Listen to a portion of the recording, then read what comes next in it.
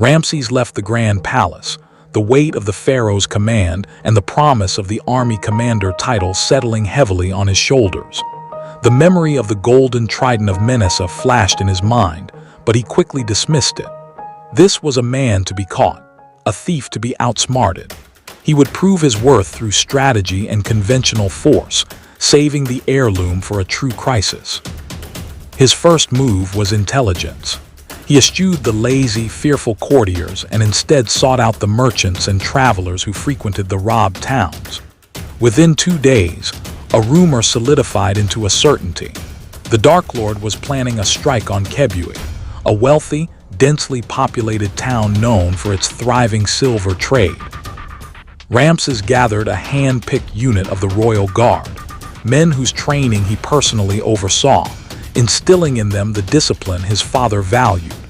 He planned an ambush, splitting his forces to cover the known escape routes.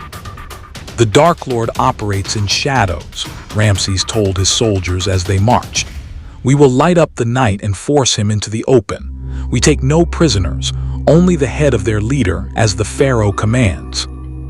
The ambush at Kebui. They arrived at Kebui under the cloak of darkness and waited.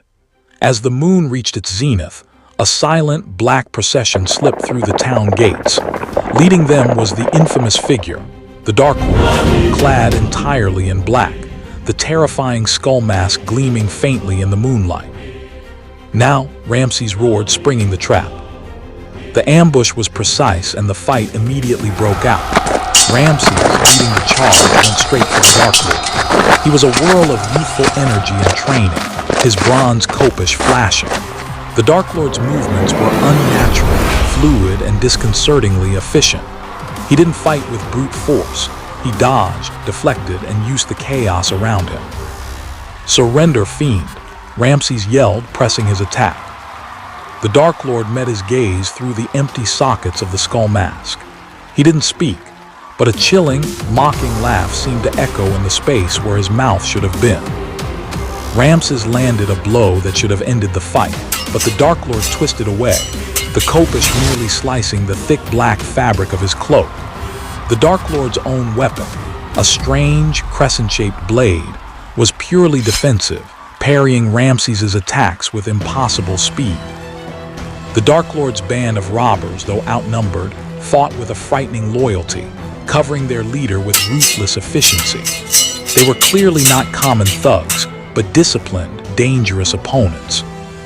Ramses fought bravely, even landing a deep cut on one of the robbers, but he couldn't break through the shield of men around the Dark Lord. Suddenly, a whistle cut through the night, a signal from the Dark Lord.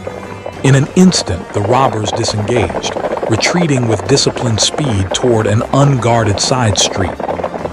Ramses chased, but it was too late. He found himself standing in a dusty alley, surrounded by the moans of injured guards and the sight of an empty road. The Dark Lord and his entire force had vanished, melting back into the Egyptian night. Ramses was breathing heavily, his chest heaving with exertion and bitter frustration.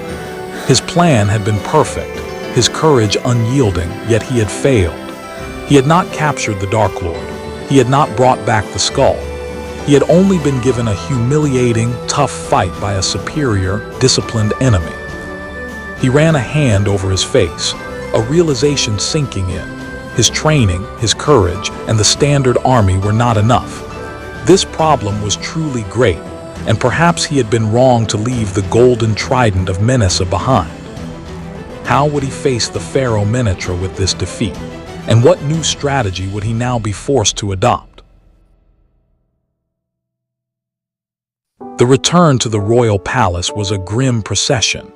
Ramses marched at the head of his exhausted, wounded guards, the silence of defeat heavier than any armor. He carried no trophies, only the bitter taste of failure. He was brought before the pharaoh Menetra immediately. The pharaoh was not merely seated. He was looming on his throne, his face contorted in a mask of pure, divine rage. The court was hushed, every official standing rigid with terror. "Ramses," the pharaoh's voice was a low, dangerous rumble that promised thunder. "You were given my sacred decree. You were offered the highest command in all of Egypt, and yet you return empty-handed. Where is the head of this skull-masked shadow? Where is your proof of victory?" Ramses knelt, not in reverence this time, but in genuine submission to his failure. "Your Magnificence, the mission failed. I cornered the Dark Lord in Kebui, but he and his thieves fought with a discipline that was unexpected.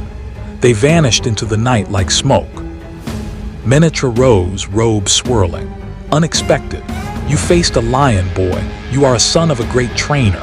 My army is humiliated again, and my divine treasures remain in the hands of a masked nobody. You are dismissed, boy. Your promise of glory is revoked, and your life is forfeited for this failure." The guards immediately stepped forward, their hands ready to seize Ramses. Panic seized Ramses, but it was quickly replaced by a desperate clarity. He had to honor the promise he had made. He had to correct his mistake. "Pharaoh, wait!" Ramses cried out, his voice cracking with emotion. He threw himself forward, pressing his forehead hard against the floor. "I beg you, do not judge me by this one failure."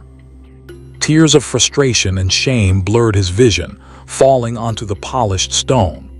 "I underestimated the enemy, and for that, I am ready to accept any punishment you see fit.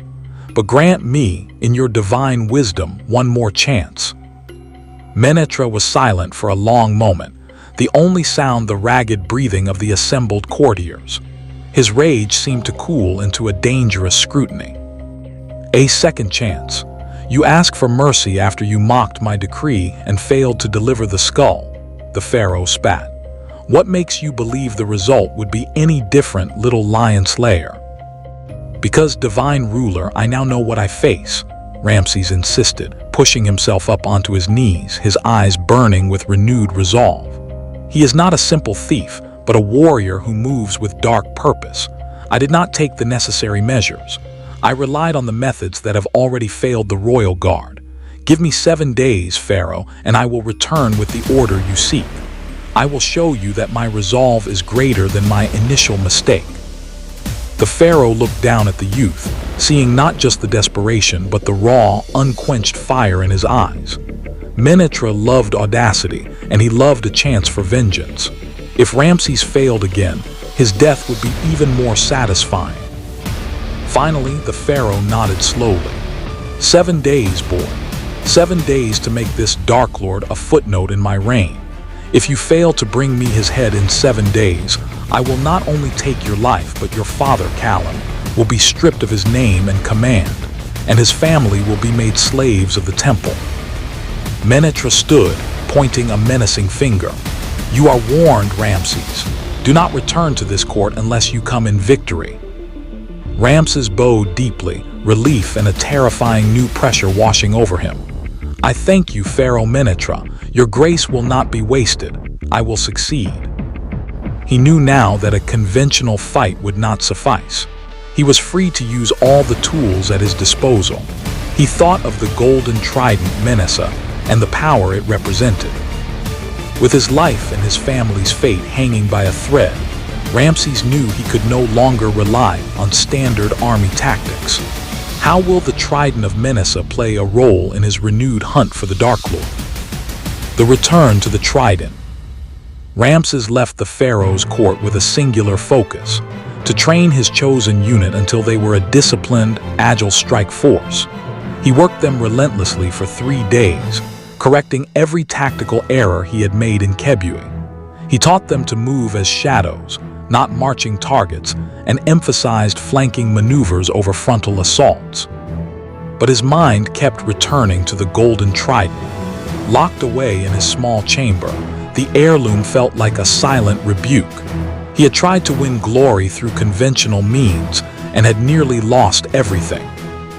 On the 4th morning, a swift messenger brought new intelligence. The Dark Lord was targeting the remote town of Sudek Nebu, a mining settlement rich in copper and gold deposits. This time, Ramses knew he could not afford a conventional victory. This was the truly great problem his father had warned him about. Ramses returned to his room, retrieved the linen-wrapped weapon, and secured the heavy trident of Menesa beneath his armor. Its cold weight against his skin was both a comfort and a terrifying responsibility.